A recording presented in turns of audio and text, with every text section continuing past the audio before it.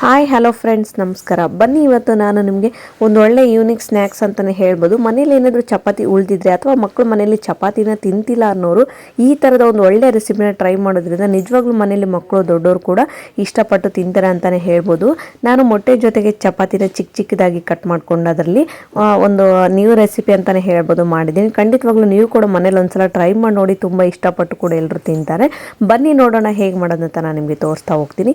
ಮೊದಲು ಒಂದು ಬಾಣಲೆಗೆ ನೀವು ಎಣ್ಣೆಯನ್ನು ಹಾಕ್ಕೊಳ್ಬೇಕಾಗುತ್ತೆ. ಎಣ್ಣೆಯನ್ನು ಹಾಕ್ಕೊಂಡು ಎಣ್ಣೆ ಬಿಸಿಯಾದ ನಂತರ ಸ್ವಲ್ಪ ಅದಕ್ಕೆ ಕರಿಬೇವು ಹಾಗೂ 1 ಸ್ಪೂನ್ ಜೀರಿಗೆ, 1 ಸ್ಪೂನ್ ಸಾಸಿವೆ ಹಾಗೂ 1 ರೆಡ್ ಚಿಲ್ಲಿಯನ್ನು ಉದ್ದನೇ ಆಗಿ ಕಟ್ ಮಾಡ್ಕೊಂಡು ಹಾಕ್ಕೊಂಡಿದ್ದೀನಿ, ಜಸ್ಟ್ ಫ್ಲೇವರ್ಗೆ ಮಾತ್ರ. ಈಗ ಕಟ್ ಮಾಡಿ ಇಟ್ಕೊಂಡಿರುವಂಥ ಈರುಳ್ಳಿಯನ್ನು ಹಾಕ್ಕೊಳ್ತಾ ಇದ್ದೀನಿ. ನಾನು 3 ದೊಡ್ಡ ಗಾತ್ರದ ಈರುಳ್ಳಿಯನ್ನು ಉದ್ದುದಾಗಿ ಕಟ್ ಮಾಡಿ ಇಟ್ಕೊಂಡಿದ್ದೀನಿ. ಜಾಸ್ತಿ ಈರುಳ್ಳಿ ಹಾಕೋದ್ರಿಂದ ತಿನ್ನುವಾಗ ಟೇಸ್ಟ್ ತುಂಬಾ ರುಚಿಕರವಾಗಿರುತ್ತೆ. ಸೊ ಹಾಗಾಗಿ ನಾನು ಸ್ವಲ್ಪ ಈರುಳ್ಳಿಯನ್ನು ಜಾಸ್ತಿ ಹಾಕ್ಕೊಂಡಿದ್ದೀನಿ. ಈಗ ರುಚಿಗೆ ತಕ್ಕಷ್ಟು ಉಪ್ಪನ್ನು ಹಾಕ್ಕೊಳ್ಬೇಕು.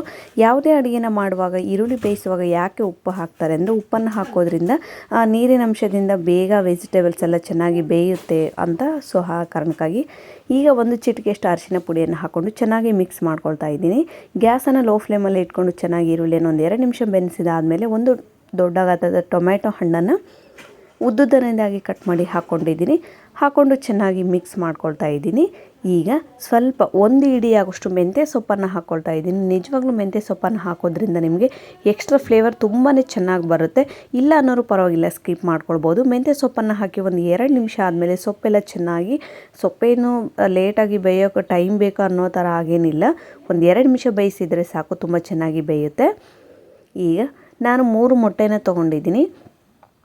ನಿಮ್ಗೆ ಎಷ್ಟು ಬೇಕೋ ಅಷ್ಟು ಮೊಟ್ಟೆ, ಸ್ವಲ್ಪ ಜಾಸ್ತಿ ಇದ್ದರೆ ಮಕ್ಕಳು ಜಾಸ್ತಿ ತಿಂತಾರೆ ಅನ್ನೋದಾದರೆ 4ರಿಂದ 5 ಮೊಟ್ಟೆ ಹಾಕಿದರೂ ಪರವಾಗಿಲ್ಲ.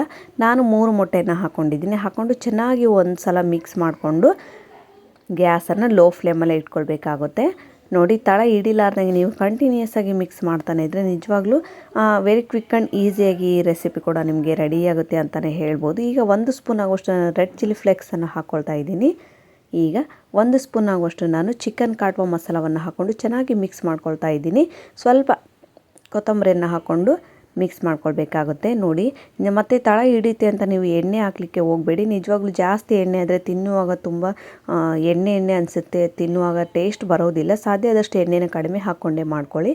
ನೋಡಿ, ನೀವು ತಳ ಹಿಡಿಲಾರ್ದಂಗೆ ಈ ಥರ ಕಂಟಿನ್ಯೂಸ್ ಆಗಿ 2ರಿಂದ 3 ನಿಮಿಷ ಮಿಕ್ಸ್ ಮಾಡಿಕೊಂಡು ಗ್ಯಾಸನ್ನು ಲೋ ಫ್ಲೇಮಲ್ಲಿ ಇಡಿ. ಈಗ ಅದಕ್ಕೆ ನಾನು ಚಪಾತಿಯನ್ನು ಚಿಕ್ಕದಾಗಿ ಅರ್ಧ ಹಾಕ್ಕೊಳ್ತಾ ಇದ್ದೀನಿ.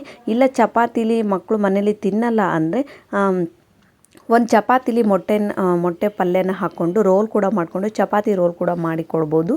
ಬಟ್ ಆ ಥರ ಮಾಡೋದಕ್ಕಿಂತಲೂ ಈ ಥರ ತುಂಬಾ ಟೇಸ್ಟ್ ಆಗುತ್ತೆ ಈ ರೆಸಿಪಿ. ಸೊ ಹಾಗಾಗಿ ನಾನು ನಿಮಗೆ ರೆಸಿಪಿನ ಮಾಡಿ ತೋರಿಸ್ತಾ ಇದ್ದೀನಿ.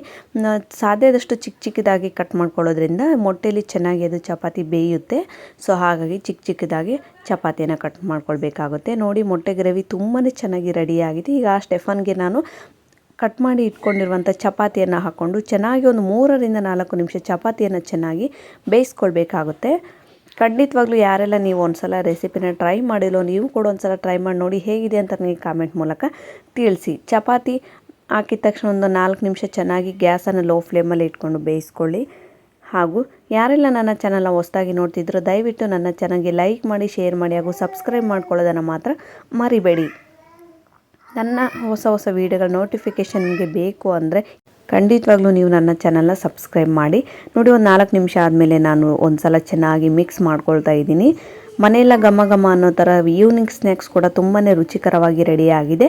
ಹಾಗೂ ನೀವು ನೋಡ್ತಿರ್ಬೋದು, ಗ್ಯಾಸನ್ನು ಆಫ್ ಮಾಡ್ಕೊಂಡು ಈಗ ನಾನು ಒಂದು ಪ್ಲೇಟ್ಗೆ ಹಾಕಿ ತೋರಿಸ್ತಾ ಇದ್ದೀನಿ. ಖಂಡಿತವಾಗ್ಲೂ ನೀವು ಕೂಡ ಮನೇಲಿ ಒಂದು ಸಲ ಟ್ರೈ ಮಾಡಿ ನೋಡಿ. Thank you.